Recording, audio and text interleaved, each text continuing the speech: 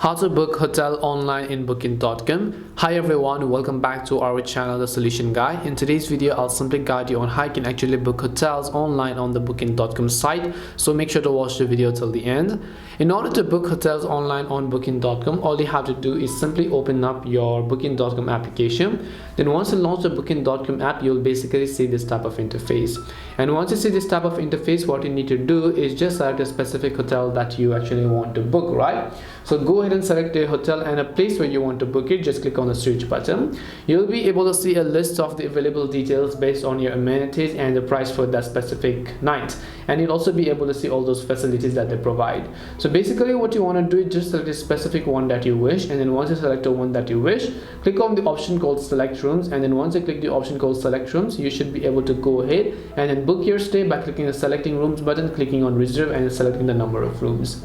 This is simply how you can book hotel online in booking.com. We hope the video was really helpful, and if it did help you, make sure to leave a like and subscribe to the channel. And if you have got any questions, queries or doubts, feel free to leave them down. Thank you very much for watching till the end of this tutorial, and see you in the next video.